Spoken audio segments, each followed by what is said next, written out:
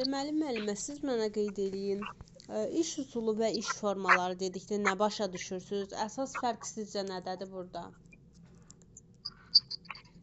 Mən iş üsulları dedikdə, iş formaları dedikdə fərdi, yarım qrup, cütlərlə kollektiv nəzərdə tutulur. Aha. İş üsulları dedikdə əqli hücum, müzakirə, sonra söz assosiasiyası, problem həll etmə, suallar.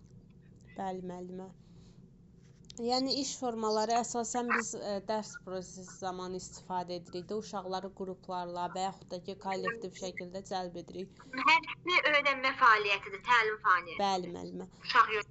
Amma iş formaları əsasən belə deyək də, resurslardan istifadə zamanı mı deyək və yaxud da mövzu təşkil edən zaman əsas götürürük.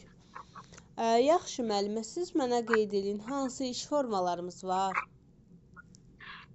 Fərdi, 1-3 yaş uşaqlar üçün fərdi, yarım qrup, kollektiv, 3-6 yaş uşaqlar üçün isə fərdi, cütlərlə qrup, kollektiv.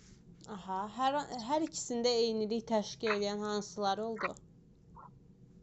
Hər ikisində eynilik təşkil, sadəcə 1-3 yaşda yarım qruplar var. Qalanları bir də 3-6 yaşda cütlərlə və qruplarla. Yəni hər ikisində oxşar olan fərdi iş forması və kollektiv iş formasıdır. Kollektiv. Yaxşı, müəllimə. Əməkdaşlıq hansı yaş qrupunu əhatə eləyir? Əməkdaşlıq hansı yaş? Səhv etmirəmsə 4-5 yaş. 3-4 müəllimə. 4, hə. Bəs əməkdaşlıq müəllimə hansı belə deyək iş formasında öz əksini tapmışdı? Əməkdaşlıq hansı iş formasında? Cütlərlə var, qruplarla var, kollektivlə var. Əsasən qruplarla. Qruplarla da. Yaxşı, müəllimə, siz mənə qeyd edin nəyi? Bəs hansı iş forması zamanı ən vacib nüans vaxt çatışmazlığıdır? Bu fərdi işdədir. Aha. Bəs müəllimə, yaxın əməkdaşlıq hansındaydı? Ən yaxın əməkdaşlıq qruplarla işdə. Bəs ən yaxın əməkdaşlıq?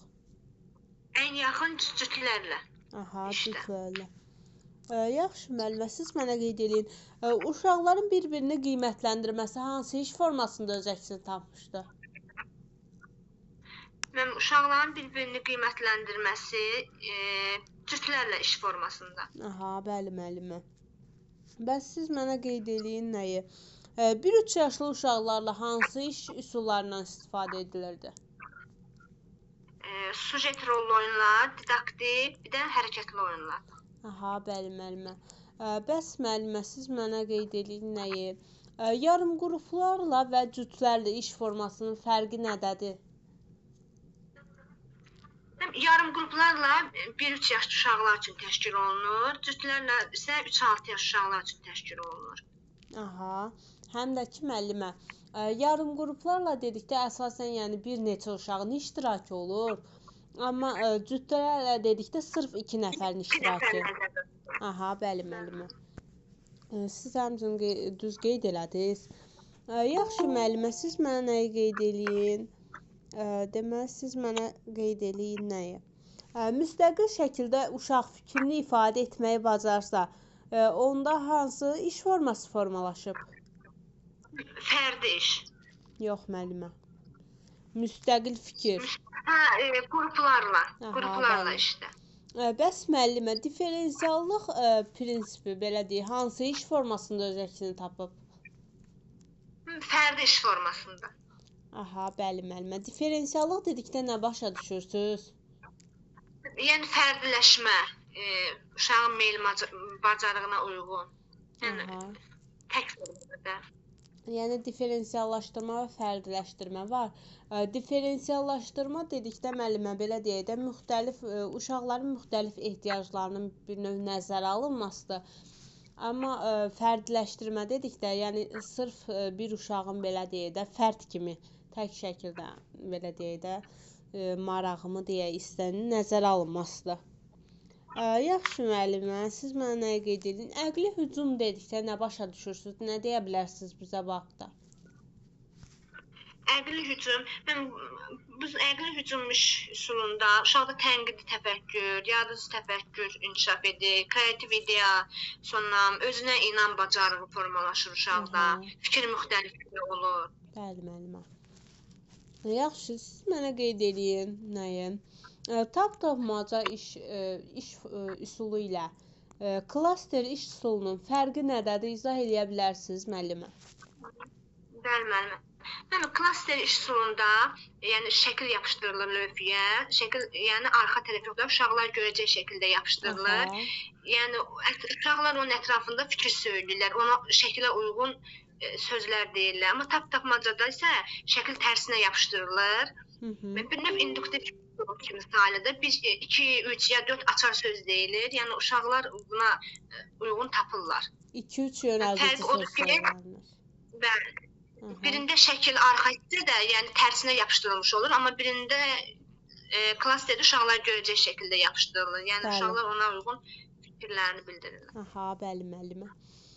Yaxşı müəllimə, siz mənə qeyd edin, hansı iş formasında uşaqların potensial imkanları müəyyən edilir?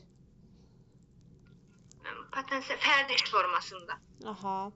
Bəs hansı iş forması zamanı uşaqlar öz məsuliyyətlərini dərk edirlər? Cütlərlə işdə. Yox müəllimə. Deyirəm ki, öz məsuliyyətini dərk etməyi bacarır.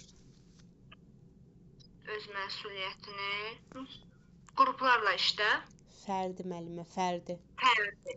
Çünki tək şəkildə, yəni müstəqil şəkildə bir növ öz məsuliyyətini dərk edir. Ona görə fərdi olacaq. Aha. Bəs müəllimə, özünü qiymətləndirmə hansı iş formasındadır? Özünü qiymətləndirmə fərdi işdə. Bəs müəllimə, diferensial mühit dedikdə hansı iş forması nəzərdə tutulur? Diferensial mühit dedikdə hansı iş forması? Fərdi iş forması. Xeyr müəllimə. Diferensial mühit. Olar müəllimə, olar. Aha, buyurun müəllimə. Axşamınız xeyir. Axşamınız xeyir. Kollektiv əməkdaşlıqda. Aha, bəli müəllimə, kollektiv olacaq. Çünki diferensial mühit deyirik müəllimə. Amma diferensial təlim nə ilə idi? O fərdidədir. Diferensial tapşırıq, amma fərdi iş formasında olacaq. Tapşırıq hərfi hərfindən tapşırıq. Aha, onları qatışdırmayın müəllimə. Qeyd eləmişdiniz siz. Bir daha hamıya axşamınız xeyir. Axşamınız xeyir. Daha sonra siz mənə nəyə qeyd edeyim, Müşkən müəllimə? Müstəqil şəklində uşaq öz fikrini ifadə edir və digərləri dinləmə imkanı əldə edir. Bəs bu hansı iş formasında öz əksini tapmışdı? Qruplarla işdə. Aha, bəli müəllimə, qruplarla. Bəs müəllimə, hansı iş formasında kommunikativ bacarıqların inkişafı təmin edilirdi? Bu da qruplarla işdə. Ünsiyyət bacarığı. Yox müəllimə, kommunikativlik. Əməkdaşlıq kollektivdə. Kollektivdə. Bəs müəllimə, kommunikativlik dedikdə nə başa düşürsüz? Əməkdaşlıq etmək. Kommunikativlik müəllimə. Nə deyilir? Konuşuram, ünsiyyət. Aha, ünsiyyət. Bəs kooperativlik nə idi müəllimə? Kooperativlik əməkdaşlıq. Aha, kreativlik bəs? Bu yaradıcılıq. Aha, yaradıcılıq, bəli müəllimə. Daha sonra siz mənə nəyi qeyd eləyin? Yaxşı müəllimə, nağıl etmə iş forması neçə dəqiqə ərzində aparılır? 15 dəqiqə ərzində. 10-15 dəqiqə müəllimə. 10-15 dəqiqə. Aha, siz mənə qeyd eləyin nəyi?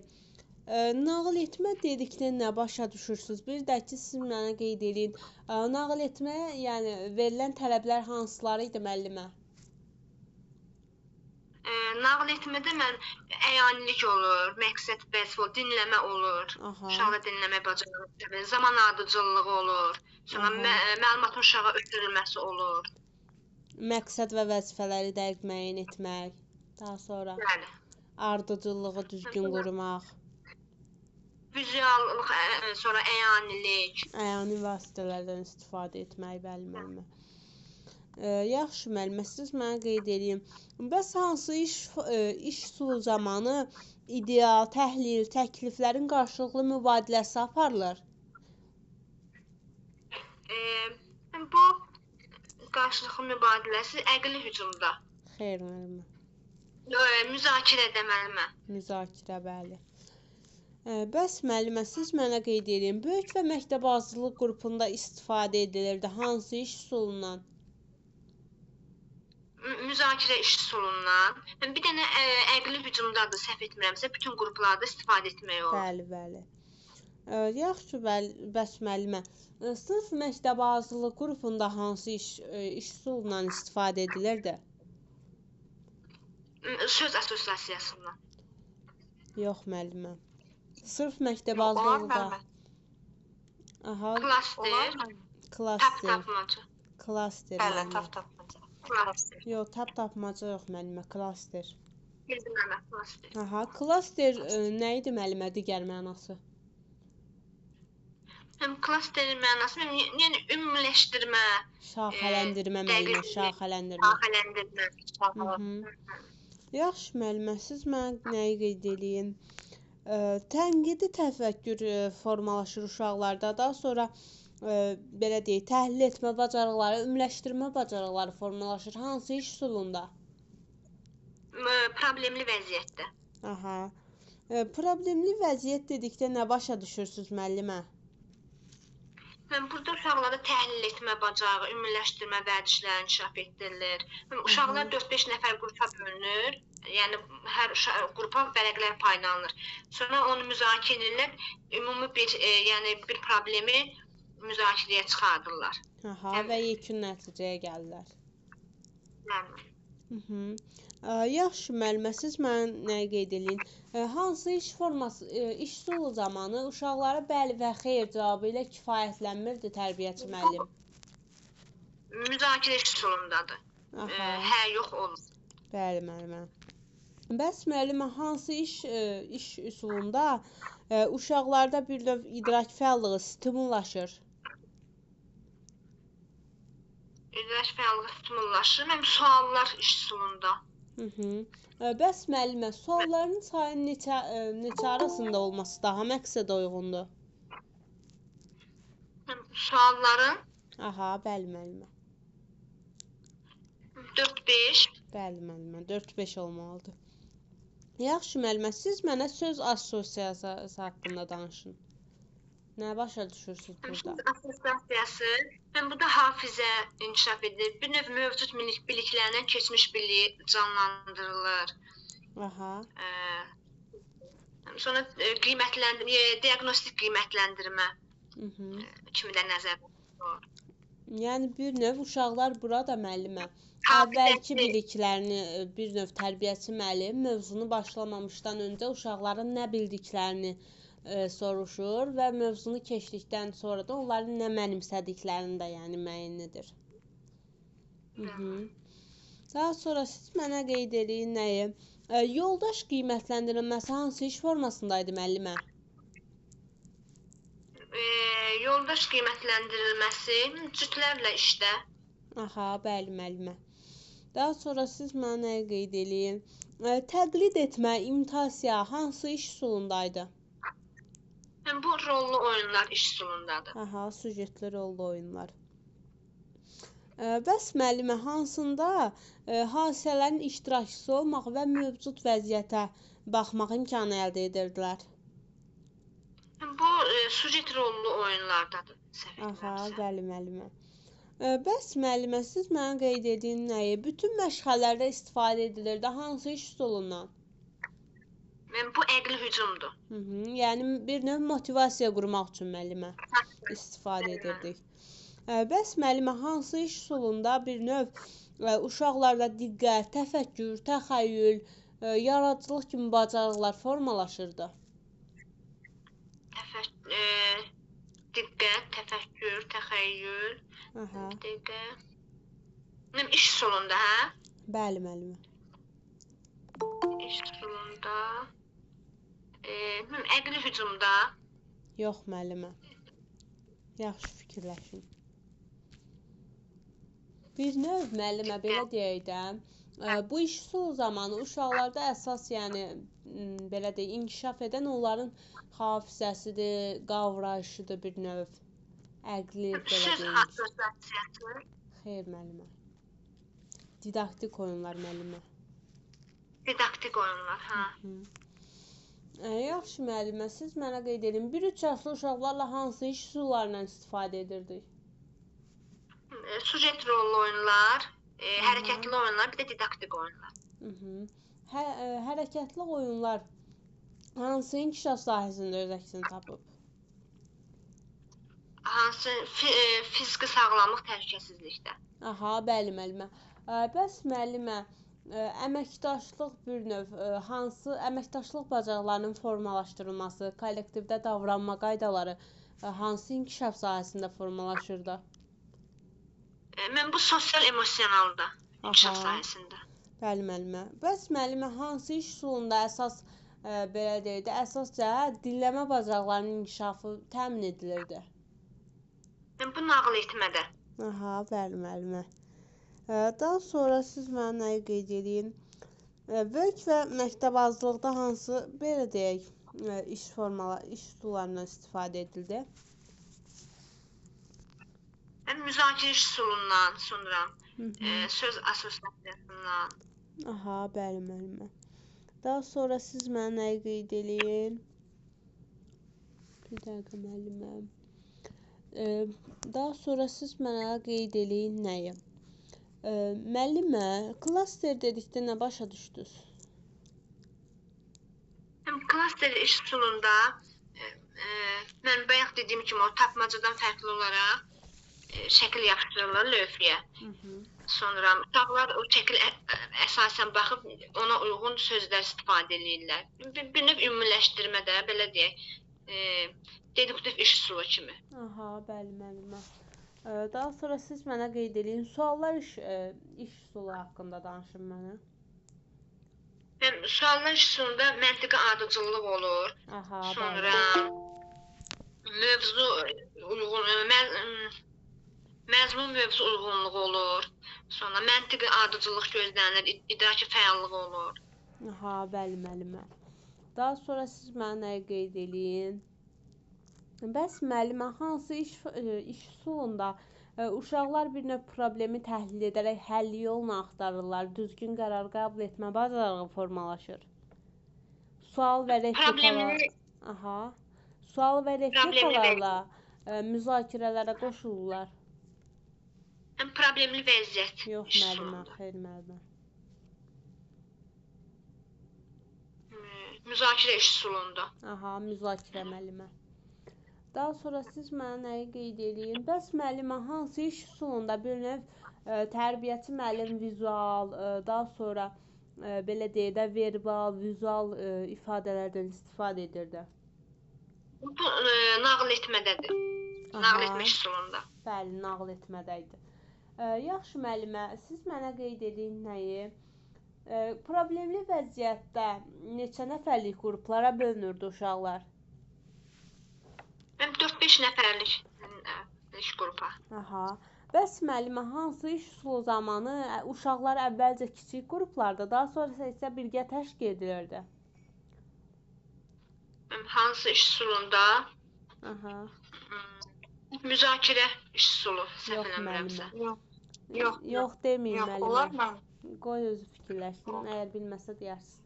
Deyirəm ki, müəllimə, əvvəlcə kiçik qruplarla təşkil edilir, daha sonra isə birgə təşkil etmək daha məqsədə uyğundur. Aha. 1-3 yaşlı uşaqlarla təşkil edilir. 1-3 yaşlı. Müəllimə, didaktik oyunlar. Xeyr müəllimə. Yəni sujet rollu oyunlar. Deyim müəllimə. 1-3 yaşlı. Ülviyə müəllimə qeyd edir. Hərəkətli oyunlar. Aha, hərəkətli oyunlar. Yaxşı oxumamısınız. Yoruldurmuşkən xanım yoruldur. Beynim qarışdı. Yaxşı oxumamısınız. Elə bil ki. Yox, maşallah yaxşıdır. Prosta yoruldu da. Biraz beynim o müəllimə tez-tez sual verir. O beynimdə kodlaşdırmışam o açar sözləri. Biraz ondan qarışdı bax. Yaxşı müəllimə, siz mənə nə deyin? Bəs müəllimə, belə deyək, hansı iş üsulu zamanı uşaqlar öz fikirlərini sərbəst ifadə etmə imkanı əldə edirlər? Yəni fikir müxtəlifliyi burada formalaşır. Əqli hücumda iş üsulunda. Əqli hücumda. Bəs müəllimə, süjetli rollu oyunlar dedikdə nə başa düşürsüz? Süjet rollu oyunlar dedikdə bir növ imitasiya, yamsılama, təqlid etmə bacarıqları olur uşaqlar. Aha, bəli müəllimə. Öyrədici oyunumuz hansı oldu müəllimə? Öyrədici oyunumuz didaktik oyun. Didaktik oyun. Oyunlar neçə qrupa bölünürdü müəllimə? Didaktik oyunlar 3 qrupa səhv etmirəmsə bölünürdü. Yox müəllimə. 2 qrupa. Didaktik oyunlar. Əsasən neçə qrupa bölünürdü məzmununa görə müəllimə? Hə, məzmununa görə. Hə, 2 qrupa. Aha, hansıları idi? Didaktik oyunlar. Mən yadımda necə qalır? Bu didaktik oyunlar 3 qrupa bölünür. Oyuncaqlarla oyun, stolüstü oyunlar, stolüstü çap oyunlar, bir də şifahi oyunlar. Aha, yəni əsasən müəllimə 2 qrupa bölünürdü. Onları düz qeyd edirsiniz. Qaydalı və yaradıcı oyunlar müəllimə. Onu soruşurdum. Aha. Bildim. Yaradıcı oyunlar neçə qrupa bölünürdü müəllimə? Yaradıcı oyunlar. Aha. Mən bir dəqiqə beynimdə. Unutmuşsunuz deyəsən müəllimə. Başım qanır. Süjetli rollu. Beynimdə bir vəzi. Hə, süjet rollu oyunlar, sonra konstruktiv oyunlar. Aha. Bir də stolüstü oyunlar. Hə, dramlaşdırılmış oyun. Aha. Sadəcə yorulmuşsunuz. Bəs Mən işdən müəllimə. gəlmişəm uşaqların üstündən. Hə, müəllimə, başa düşürəm sizə. Yaxşı müəllimə, bəs hansı belə deyək, oyunda hadisələrin daxilinə girməyə imkan verdi uşaqlara? Bu dramlaşdırılmış oyunlar səhv etmirəmsə. Aha, bəli müəllimə. Bəs müəllimə, belə deyək də, ən geniş yayılmış şifahi oyun növü hansıdır? Ən geniş yayılmış şifahi oyun növü stolüstü çap oyunlar. Aha, bəli müəllimə. Bəs əyanilik prinsipinə əsaslanan hansı idi? Tapmaca. Yox müəllimə. Şifahi oyun. Şifahi oyunlar yox. Stolüstü çap oyunları. Hə, stolüstü çap oyunlar. Bəs müəllimə, hansı oyunlarda daha çox hərəkətlilik mühüm rol oynayırdı? Bu mütəhərrik oyunlarda. Aha. Bəs müəllimə, uşaq təxəyyülünə əsaslanırdı hansı oyunlar? Uşaq təxəyyülünə bu süjet rollu oyunlar. Ondan başqa hansı oyun? Uşaq təxəyyülünə sonra simvolik oyunlar. Yaradıcı oyun müəllimə, yaradıcı oyun. Yaradıcı oyun. Bəs müəllimə, siz mənimlə qeyd edin. Uşaqların özləri tərəfindən yaradılan oyunlar hansı idi müəllimə? Bu süjet rollu oyunlar. Məsələn, mağazinə gedir, marketə gedir, orada satıcı kimi, həkimə gedir, xəstəxanaya gedir, həkim kimi, ya anasını, ya atasını, ya sürücünü belə də təqlid edir. Yamsılayır. Həmçinin müəllimə yaradıcı oyunlar da bura daxildir. Aha. Siz mənə qeyd eləyin. Bəs müəllimə, hansı qrupdan etibarən mütərrik oyunlar daha mürəkkəb olur? Bu orta qrupdan etibarən. Aha, bəli. Çünki uşaqlar burada qaydanı bir-birinə, yəni qaydalara riayət etməyə başlayırlar. Aha. Bəs müəllimə, tərbiyəvi və öyrədici xarakter daşıyan oyun növü hansı idi? Bu didaktik oyun. Aha, didaktik oyun. Bəs öyrədici və təlimləşdirici xarakter daşıyan hansı oyun növü idi? Bu da didaktik oyunlar. Xeyr müəllimə. Öyrədici və təlimləşdirici. Öyrədici və təlimləşdirici. Əməkdaşlıq oyunları. Xeyr müəllimə. Kim qeyd eləyə bilər? Bilmirəm. Kim bilir? Dramlaşdırılmış. Aha, dramlaşdırılmış müəllimə. Dramlaşdırılmış. Bəs müəllimə, paralel oyun neçə yaş əhatə eləyirdi? Paralel oyunlar səhv etməmsə 2-4 yaşı. Paralel oyun necə təşkil edilirdi müəllimə? Uşaqlar bir yerdə oynayır, sadəcə ayrı fəaliyyət göstərir də. Yəni Hı. bir-birindən ayrı fəaliyyət Bəs göstərirlər. müəllimə, siz mənə tək oyunu ilə sərbəst oyunun fərqini qeyd eləyin. Tək oyunda uşaq tək oynayır. Yəni o əsasən bu kiçik qruplarda 0-2 yaşlı əhatə eləyir. Amma sərbəst oyunlarda uşaq yenə də tək oynayır. Sadəcə istədiyi vaxtda, yəni kömək istəyə bilər, oyununa dost əlavə eləyə bilər. Aha, yəni özünə yaxın birindən və yaxud da ki, böyüklərdən kömək ala bilər. Kömək istəyə bilər. Aha, bəs müəllimə, təklikdə oyun neçə yaş əhatə eləyirdi? 0-2 yaş, səhv eləmirəmsə. Bəli, müəllimə.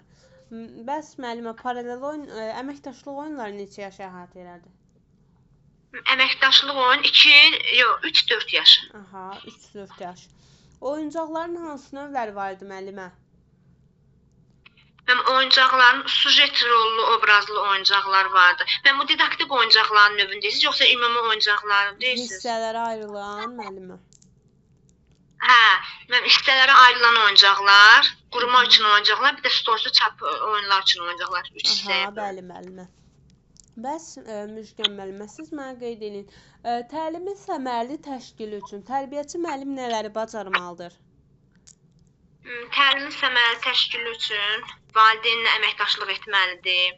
Sonra uşaqların fəaliyyətini sənədləşdirməyi bacarmalıdır. Daha sonra layihəsi haqqında həmkarları ilə, valideynlərlə dialoq aparmalıdır. Sonra bu yadıma düşsün də. Hər bir fəaliyyətdə uşaqlarla birgə iştirak etməlidir. Uşaqlarla birgə iştirak etməlidir. Qrup otağının materialını, estetikliyin təmin etməlidir. Aha, bəli, müəllimə. Sonra təlim təcrübələrdə uşaqlara kömək etməlidir, dəstək olmalıdır. Aha, bəli, müəllimə. Bəs müəllimə, didaktik oyunlar hansı oyun növünə daxil idi? Didaktik oyun növü yaradıcı oyunlara. Xeyr, müəllimə. Yox, qaydalı oyunlar. Aha. Qaydalı oyunlar. Bəs didaktik oyunlar neçə qrupa bölünürdü, hansıları idi? Didaktik oyunlar, stol-üstü oyunlar. Aha. Konstruktorlu oyunlar. Bir də dramlaşdırılmış, yox. Didaktik oyunlar. Yaxşı, müəllimə. Şifahi oyunlar, müəllimə. Aha, bəli.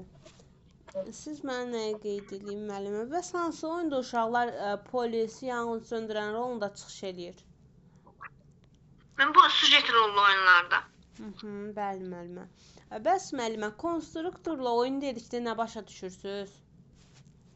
Burada uşaqlar, konstruktor oyun dedikdə uşaqlar legolardan, kublardan yığıb sökmək üçün istifadə edirlər, qaraj düzəldirlər, körpü düzəldirlər.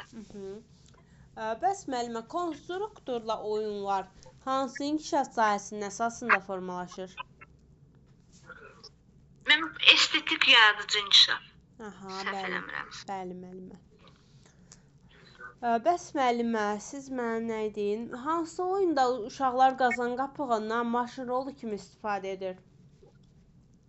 Bu simvolik oyunlardadır, müəllimə. Taxta parçasından telefon kimi, qazan qapağından maşın rolu kimi istifadə edirlər. Aha, bəli, müəllimə. Bəs müəllimə, sensomotor oyunlar hansı inkişaf sahəsində formalaşır? Sensomotor oyunlar fiziki təhlükəsizlik, sağlamlıqda. Aha, sensomotor oyun nə idi, müəllimə? Burada uşaqlar, bu kiçik qrup yaşlı uşaqlara aiddir, 0-2 yaş uşaqlara. Əsasən toxunaraq, hiss edərək belə öyrənmə, yəni əşyalarla təzə-təzə tanış olurlar. Aha, bəli, müəllimə. Bəs müəllimə, təlim üçbucağına kimlər daxil idi? Təlim üçbucağına valideyn, tərbiyəçi, yəni müəllimə, bir də uşaq. Çox sağ olun, müəllimə. Daha sonra Ülviyə müəllimə. Axşamınız xeyir, müəllimə. Axşamınız xeyir. Siz mənə nəyə qeyd edin? Məktəbə qədər təhsil dedikdə nə başa düşürsünüz? Məktəbə qədər təhsil uşaqlara lazım olan bilik, bacarıq, bacarıq və vəzifələrin formalaşdırılması prosesi vəzifələrin formalaşdırılması və onun nəticəsi. Yaxşı müəllimə. Məktəbə qədər təhsil pillədir yoxsa səviyyədir? Səviyyədir. Aha, bəs müəllimə məktəbə hazırlıq necə? Pillədir yoxsa səviyyə? Məktəbə hazır. Pillə. Xeyr müəllimə. Səviyyədir. Siz mənə qeyd eləyin nəyi? Məktəbə qədər xüsusi təhsil müəssisəsi dedikdə nə başa düşürsünüz müəllimə? Xüsusi təhsil müəssisəsi bu təhsili həyata keçirmək üçün müəssisədir də. Necə uşaqlarla təşkil edilir yəni orada dərslər? Xüsusi qayğı ehtiyac olan uşaqlar. Aha, sim uşaqlar, belə deyək də autizmli, Downlu. Sim uşaqlar. Aha, bir sıra problemləri olan uşaqlarla, yəni orada iş aparılır. Aha. Metodist kimdir müəllimə? Bizə metodiki tövsiyə verən ali təhsilli mütəxəssis. Təlim tərbiyə işlərinə rəhbərlik edir müəllimə. Rəhbərlik edir. Bəs müəllimə, inklüziv təhsil dedikdə nə başa düşürsünüz? İnklüziv təhsil elə bil yəni daxil olma deməkdir. Orada sim uşaqlar da olar. Sonra maddi imkanları, bir də potensial imkanları fərqli olan uşaqlar daxil ola bilər. Biz burada qərəzsiz yanaşırıq da, uşaqlar arasında ayrı seçkiliyə yol vermirik müəllimə. Yəni istər sağlam, istərsə də xəstə olan uşaqların birgə təhsilə cəlb olmasıdır. Yaxşı müəllimə, qanuni nümayəndələr dedikdə nə başa düşürsünüz? Kimlər daxildir bura? Valideynlər uşağı himayəyə götürənlər, valideynlər. Bir də uşağa yaxın bir insanlar da belə deyək. Yaxın qohumlar, bəli, qohumlar. Yaxşı müəllimə. Bir də rəyimlər, evlatlığa götürənlər bir də. Bəli müəllimə. Evlatlığa. Qısa müddətli təlim qrupu ilə icma əsaslı təlim qrupunun oxşar və fərqli cəhətləri nədədir? Necə izah edə bilərsiniz? Oxşar cəhətləri oradadır ki, valideynlərin istəyi elədir. Fərqli cəhətləri də icma əsaslı ödənişli olur. Qısa müddətli ödənişsiz. Aha, bəli müəllimə. Bəs müəllimə, loqoped kimdir?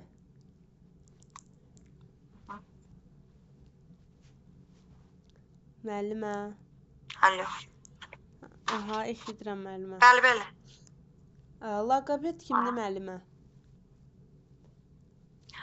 Loqoped, nitq qüsurlu uşaqların korreksiya eləyən mütəxəssis. Aha, ali təhsildə olmalıdır, yoxsa orta təhsildə ola bilər? Mütləq ali.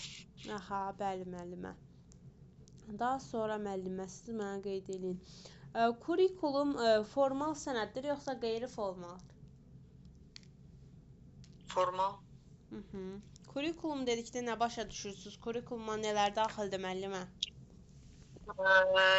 Nə keçəcəyimiz məzmun, necə keçəcəyimiz strategiyalarımız və nə cür keçə bildik, həyata keçirdik, qiymətləndirmə. Aha, həmçinin ora nələr daxil idi müəllimə? Bir də konseptual sənəddir.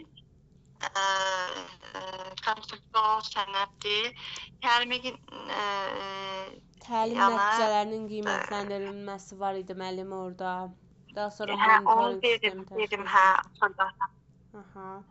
seçdiyimiz strategiyalar, dövlət standartları mütləq, yəni dövlətin bizə qoyulan minimal tələbləri, yəni bilik və bacarıq hansını ki, uşağa çatdırmalıyıq. Aha, bəli müəllimə. Dövlətin qoyduğu tələb bizə minimal olmalıdır, yoxsa maksimal? Mütləq minimal. Yəni elə bil əl çatan kimi olsun da, hamının bacarsın uşaqlar. Bəs müəllimə, diferensiallaşma dedikdə nə başa düşürsünüz? Fərdiləşdirmə də uşağa biraz elə bil xüsusi, onun qabiliyyətinə görə xüsusi yanaşma. Yəni tək şəkildə, sərbəst şəkildə yanaşırıq. Fərdi şəkildə, bəli. Yəni hamıya eyni mövzunu eyni səviyyədə verə bilmərik. Aha, hər bir uşağın marağına, belə deyək, öyrənmə tərzinə əsasən. Bəli, Biz burada vakunu... Biraz uşaq yönümlü birində. Aha, vakunu əsas götürürük. Bəli. Siz mənə qeyd edin. Visual, audio. Bəli, müəllimə.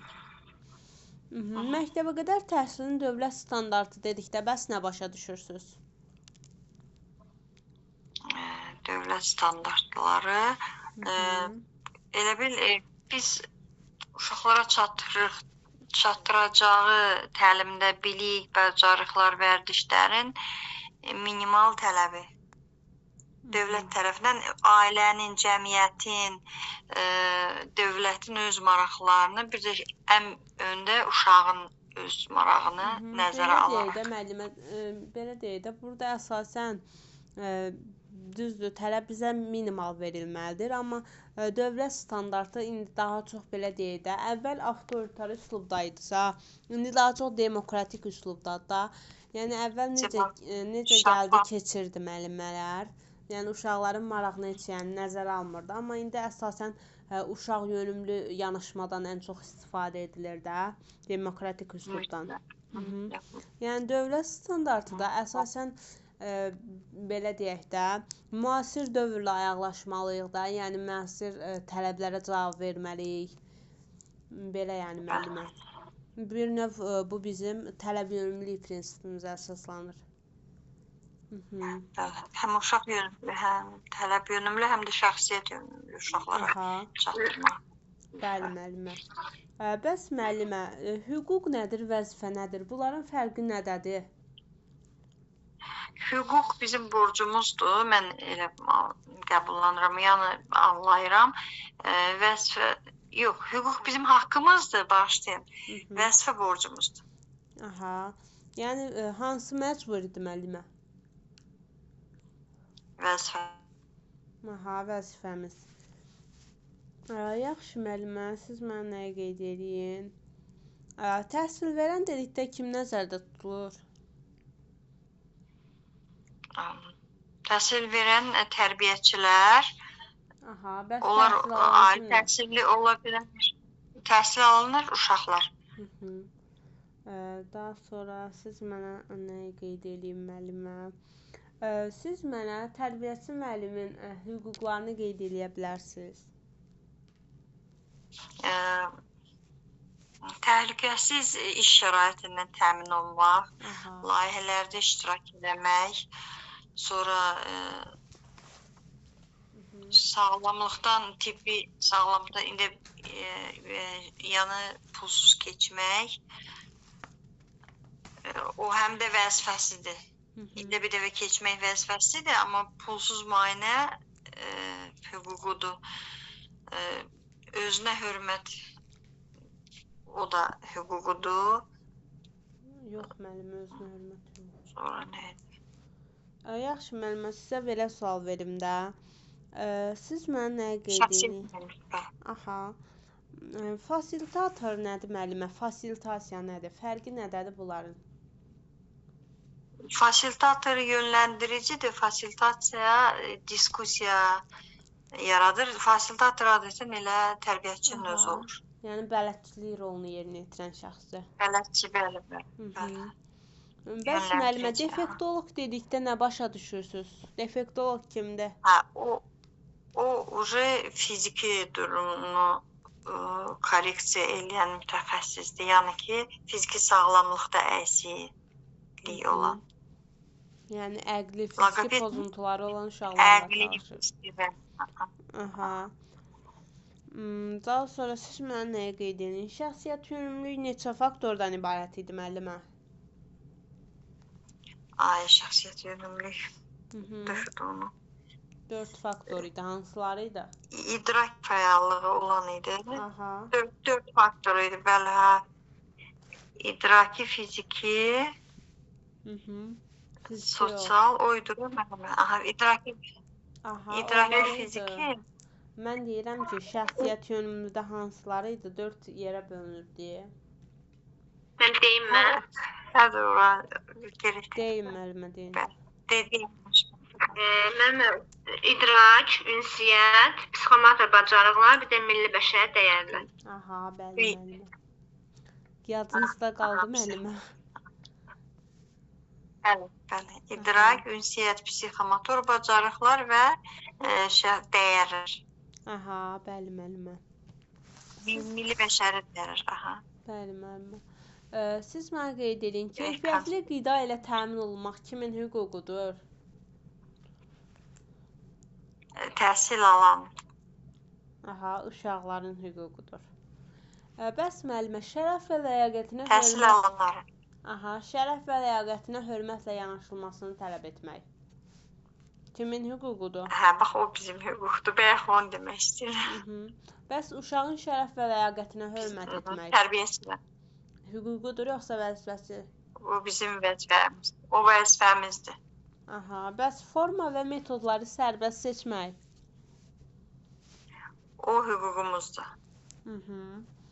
Tərbiyəçilərin hüququdur. Bəli, müəllimə. Bəs fiziki və psixoloji zorakılıq hallarından müdafiə olunmaq. O təhsil alanların vəzifəsidir.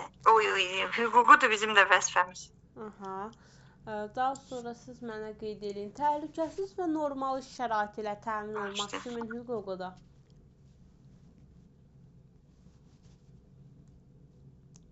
Təhsil verənlərin. Aha, hüququdur yoxsa Yəni vəzifəsidir? Hüququmuzdur. Aha. Daha sonra ildə bir dəfə tibbi müayinədən keçmək. O vəzifəmizdir. Bəs təhsil Amma alanların... pulsuz tibbi müayinədən. Aha, buyurun. Baxın, pulsuz müayinədən keçmək bizim də hüququmuzdur. Təhsil, yəni balalarımızın da Yox, müəllimə, bizim təhsil alanlar. vəzifəmizdir, müəllimə, amma uşaqların hüququ olur. İldə bir dəfə keçmək elədir. Amma yəni ki, pulsuz müayinə olmaqda, yəni əgər sağlamlığında problem hiss eləyirsənsə, o da bildim müəllimə, amma hüququmuz deyil də, vəzifəmizdir bizim. Vəzifəmiz ildə bir dəfə keçməkdir də, düzdür Müxəldə xanım? Bəli, müəllimə, bəli. Daha sonra amma bir də nəsə nasıl? Aha, başa buyurun. düşdüm sizə. Sualınız varsa deyin müəllimə. Yox, yəni ki, əgər narahatçılıq hiss eləsək, hüququmuzdur ki, gedək pulsuz müayinə olaq. Əlavə. Amma ildə bir dəfə də, yəni burada belədir. Hə. Aha. Mən təhsil verənlərdə pulsuzdur müayinələrdən keçmək ildə bir dəfə. Aha, bəli. Əlbəttə, hə. Bəli, müəllimə. Daha sonra siz mənə qeyd edin nəyi? Məktəbə qədər təhsil müəssisəsinin daxili intizam qaydalarına riayət etmək. Kimin vəzifəsidir? Ülviyə müəllimə. Bəli, valideynlərin. Aha. Daha sonra siz mənə qeyd edin. Təhsil alanların hüquq və maraqlarını müdafiə etmək. Kimin hüququdur? O valideynlərin hüququdur artıq. Aha. Bəs övladının erkən yaşdan fiziki, əxlaqi, intellektual inkişafını təmin etmək. O vəzifələridir valideynlərin. Aha. Bəs valideynlərlə əməkdaşlıq etmək. O bizim vəzifəmizdir, təhsil verənlərin. Bəs müəllimə, təhsil içərisində adını yüksək tutmaq, ziyalılıq nümunəsi göstərmək. O da bizim vəzifəmizdir. İctimai etimada. Bəli, başqa kimin vəzifəsidir?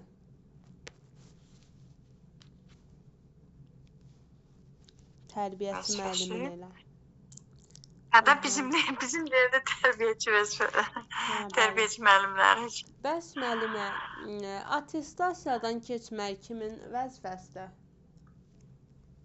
Təhsil verənlərin. Daha sonra siz mənə qeyd edin nəyə? Belə deyək də, uşaqları bir növ milli bəşəri dəyərlər ruhunda tərbiyə etmək, Azərbaycançılıq məfkurəsi əsasında tərbiyə etmək. O da təhsil verənlərin vəzifəsidir. Bizim vəzifəmizdir. Aha, bəli, müəllimə, vəzifəmizdir. Daha sonra siz mənə qeyd edin nəyə? Məktəbə qədər təhsil müəssisəsi dedikdə nə başa düşürsünüz?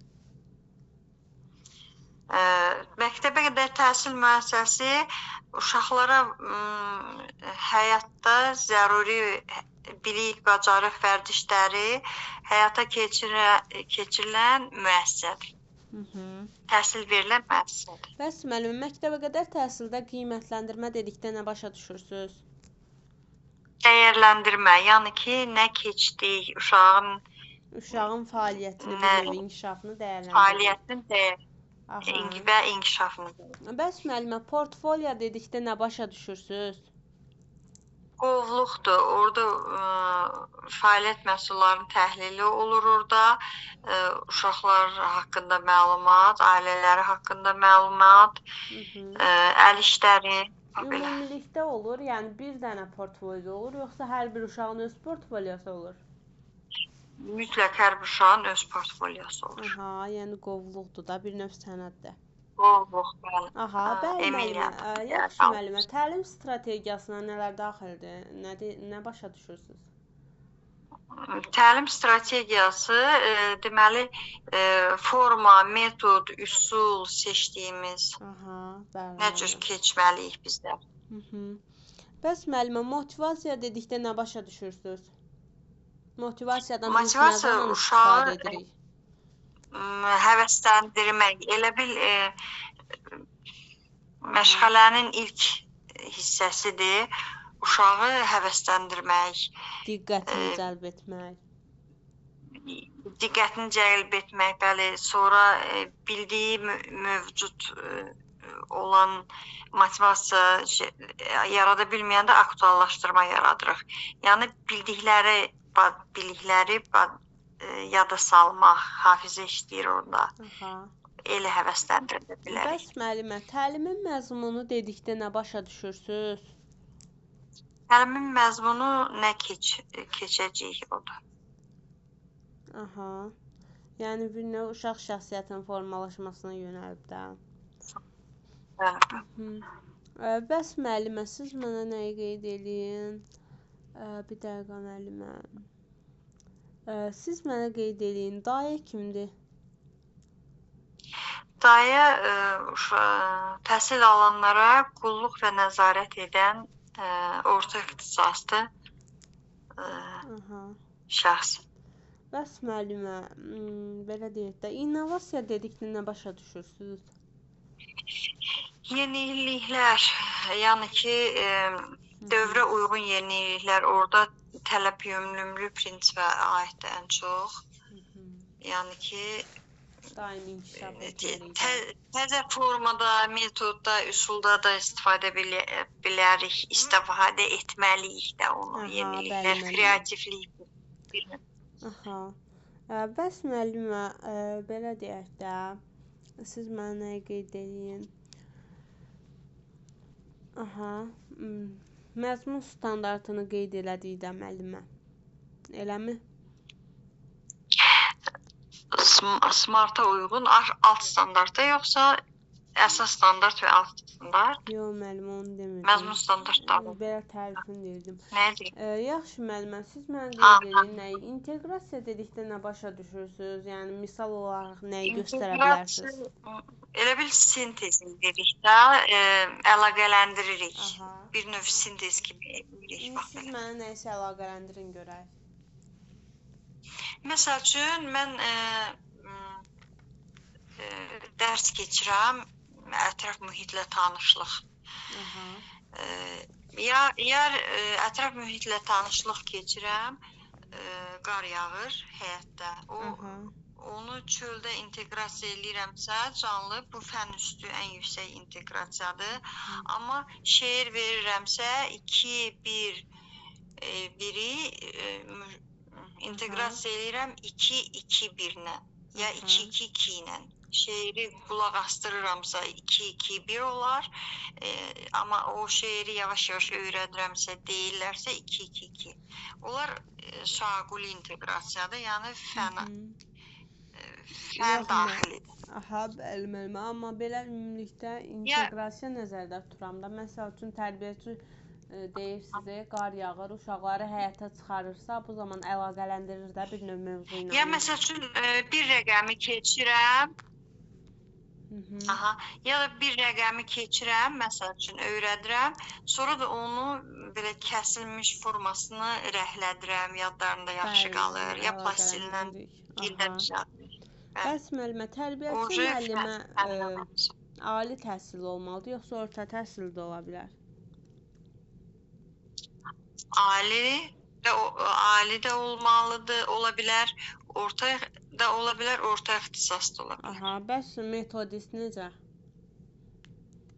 Metodist mütləq şəkildə ali. Yaxşı müəllimələr, gecəniz xeyrə qalsın. Sağ olun müəllimə. Sağ olun müəllimə, gecəniz. Xeyrə qalsın, çox sağ olun müəllimə. Xoşdur, sağ olun müəllimələr. Gecəniz Sizi xeyrə yoruldunuz. qalsın. Allah razı olsun. Sağ olun.